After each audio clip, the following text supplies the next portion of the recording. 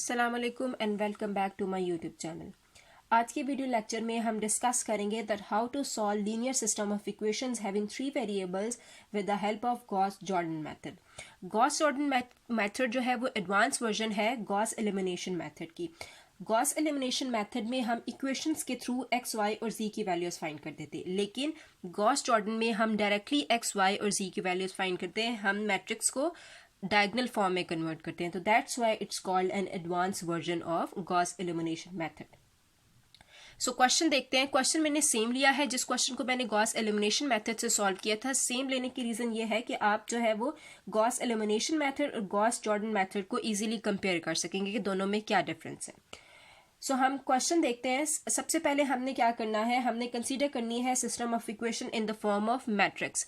हमने इक्वेशन को मैट्रिक्स की फॉर्म में कन्वर्ट कर देना है। अब मैट्रिक्स की फॉर्म में कन्वर्ट करने के लिए हमें पता है कि जो कांस्टेंट वैल्यूज होती हैं वेरिएबल्स के साथ वो ए मैट्रिक्स में आती हैं, जो वेरिएबल्स होते हैं वो एक्स मैट्रिक्स में आते हैं और जो इक्वल्स टू की बाद की वैल्यूज होती हैं वो बी मैट्रिक्स में आ जाती हैं। So now we will calculate augmented matrix as C equals to matrix A ratio B। तो हम क्या करेंगे, जो A मैट्रिक्स है और जो B मैट्रिक्स है उनको रेशो की फॉर्म में कन्वर्ट कर लेंगे। तो हमने इसको रेशो की फॉर्म में लिख लिया और इसको जब हम सेम मैट्रिक्स में लिखेंगे तो it will be like this. So हम क्या करेंगे, हमने हमारा जो अल्टीमेट गोल है, हमने क्या करना है, इस मैट्रिक्स को इस मैट्रिक्स में कन्वर्ट करना है कि जो ये जो वैल्यूज होती हैं इनको पिवट के वैल्यूज कहते हैं। तो हमें पिवट के वैल्यूज पे जो प्लेस है वहां पे हमें 1 चाहिए, रेस्ट ऑफ वैल्यूज हमें 0 चाहिए। और ये जो ए बी सी हैं ये एनी कांस्टेंट हमारे पास कोई भी वैल्यूज आ जाएंगी एक्स वाई और जी की। सो हमने सबसे पहले क्या करना है, हमें यहाँ पे 1 चाहिए होता है। ऑलरेडी 1 मौजूद है, इसका मतलब है हमें इसको चेंज करने की जरूरत नहीं है। अगर यहाँ पे 1 ना होता तो हम यहाँ पे ऑपरेशन परफॉर्म करके 1 कैलकुलेट कर लेते। अब हमने क्या करना है, 1 के बाद यहाँ पे 0 होना चाहिए, तो हमने यहाँ पे 0 बनाना है। रो 2 में जब 0 बनाना है तो उसके लिए हम जो ऑपरेशन परफॉर्म करेंगे, हम करेंगे रो 2 में से रो 1 को माइनस करेंगे और चेंज करेंगे रो 2 को। रो 2 में है 1, रो 1 में है 1, 1 माइनस 1 इक्वल्स टू 0। रो 2 में है 3, रो 1 में है 2, 3 माइनस 2 1, यहाँ पे आ गया 1। यहाँ रो 2 में है 9, रो 1 में है 4, तो 9 माइनस 4 इक्वल्स टू 5, यहाँ पे 5 आ गया।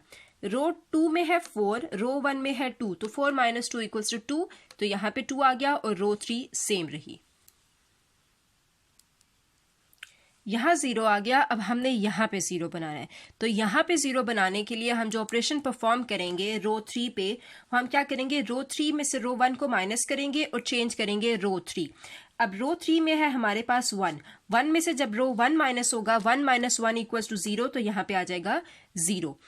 रो 3 में है 4, रो 1 में है 2 सॉरी, तो 4 माइनस 2 इक्वल्स टू 2, तो रो 3 में क्या आ गया 2। रो 3 में है 16, रो 1 में है 4, 16 माइनस 4 इक्वल्स टू 12, तो यहाँ पे आ गया 12। इसी तरह 7 माइनस 2 इक्वल्स टू 5, तो हमारे पास चेंज कौन सी रो होगी, रो 3। अब हमारे पास फर्स्ट कॉलम में जो डिजायर्ड रिजल्ट्स चाहिए थे वो अचीव हो गए। अब हम सेकंड कॉलम पे जाते हैं। सेकंड कॉलम में जो सेकंड वैल्यू होती है वो पिवट की वैल्यू होती है। तो पिवट के प्लेस पे हमें 1 चाहिए होता है, ऑलरेडी 1 मौजूद है, इसका मतलब है इसको हम चेंज नहीं करेंगे, हम इसको और इसको 0 बनाएंगे। तो रो 1 को 0 बनाने के लिए हम क्या ऑपरेशन परफॉर्म करेंगे, हम रो 1 में से माइनस करेंगे 2 टाइम्स ऑफ रो 2। क्यों, क्योंकि जब देखिए रो 2 में है हमारे पास 1 जब 2 से मल्टीप्लाई होगा तो 2 आ जाएगा, और रो 1 में है 2, तो 2 माइनस 2 इक्वल्स टू 0, तो यहाँ पे क्या आ जाएगा 0। इसी तरह जब हम सेकंड कॉलम में जाते हैं, सॉरी थर्ड कॉलम में जाते हैं, तो रो 2 में है हमारे पास 5 जब 2 से मल्टीप्लाई होगा तो 10 आ जाएगा, और रो 1 में है 4 माइनस 10 इक्वल्स टू -6, तो यहाँ पे आ गया -6। इसी तरह इसको सॉल्व करेंगे तो यहाँ पे आ जाएगा -2, और रो 2 और रो 3 सेम रही, इनको हमने चेंज नहीं किया। अब यहाँ पे भी 0 आ गया। अब हमने यहाँ पे 0 बनाना है। यहाँ पे 0 बनाने के लिए क्या करेंगे, क्योंकि रो 3 में 0 बनाना है, तो रो 3 में से माइनस करेंगे 2 टाइम्स ऑफ रो 2। जब 2 रो 2 से मल्टीप्लाई होगा तो 2 1 जा, क्योंकि रो 2 में 1 है तो 2 1 जा 2, और यहाँ पे 2 है तो 2 माइनस 2 इक्वल्स टू 0, यहाँ पे आ गया 0। जब हम इस पे जाएंगे तो यहाँ पे रो 2 में है हमारे पास 5 minus 5 into 2 equals to 10, and 12 minus 10 equals to 2, यहाँ पे आ जाएगा 2। इसी तरह थर्ड को सॉल्व करेंगे तो ये हमारे पास यहाँ पे आ जाएगा 1। अब हमारे पास सेकंड कॉलम भी सॉल्व हो गया। अब हम थर्ड कॉलम पे जाते हैं। थर्ड कॉलम में पिवट की वैल्यू है हमारे पास ये पिवट की वैल्यू है, यहाँ पे हमने बनाना है 1। तो 2 को 1 बनाने के लिए हम क्या करेंगे, हम रो 3 को डिवाइड करेंगे 2 के साथ। तो रो 3 डिवाइडेड बाय 2 और चेंज कौन सी रो होगी, रो 3। तो जब हम 3 रो को डिवाइड करेंगे 2 के साथ तो 0 divided by 2 equals to 0, 0 divided by 2 equals to 0, 2 divided by 2 equals to 1 and 1 divided by 2 equals to 1/2। तो हमारे पास जो पिवट की वैल्यू की जगह 1 होना चाहिए वो अचीव हो गया। उसके अलावा इन दो वैल्यूज को हमने 0 बनाना था। ये ऑलरेडी 0 है, इसका मतलब है इसको हम चेंज नहीं करेंगे, हम इस वैल्यू को 0 बनाएंगे। इस वैल्यू को 0 बनाने के लिए हम क्या करेंगे,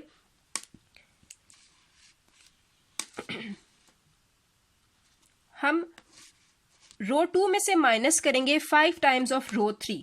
क्यों, क्योंकि रो 3 में है हमारे पास 1 जब 5 से मल्टीप्लाई होगा तो 5 आ जाएगा और रो 2 में ऑलरेडी 5 है तो 5 माइनस 5 इक्वल्स टू 0। तो यहाँ पे क्या आ जाएगा 0। इसी तरह यहाँ इसके लिए करेंगे जब, तो ये 0 5 रो 3 से मल्टीप्लाई होगा तो रो 3 में क्या है 0, तो 0 जब 5 से मल्टीप्लाई होगा तो 0 हो जाएगा और रो 2 में है 0, 0 माइनस 0 इक्वल्स टू 0, तो ये चेंज नहीं होगा। इसी तरह जब हम इस पे जाएंगे तो रो 3 में है 0, 0 जब 5 से मल्टीप्लाई होगा तो 0 हो जाएगा और 1 माइनस 0 इक्वल्स टू 1 रहेगा, तो ये भी चेंज नहीं होगा। ये 0 आ गया और यहाँ पे जब हमने किया था तो जब इसको करेंगे रो 3 में है हमारे पास 1/2 जब 5 से मल्टीप्लाई होगा तो 5/3 आ जाए 5/2 आ जाएगा और रो 2 में है 2 माइनस 5/2 को जब हम सॉल्व करेंगे तो हमारे पास -1/2 आ जाता है। So this way we have achieved our ultimate goal। हमारा गोल जो था वो हमने इसको इस मैट्रिक्स को इस फॉर्म में कन्वर्ट करना था, हमने कन्वर्ट कर लिया। अब 1 इक्वल्स टू a था, 1 प्लेस कौन सी है, x की प्लेस है, तो इसका मतलब है x की वैल्यू क्या आ गई 1। y इक्वल्स टू b था, ये y की प्लेस है तो b ये है, तो y की वैल्यू आ गई -1/2 और इसी तरह z की वैल्यू आ गई 1/2।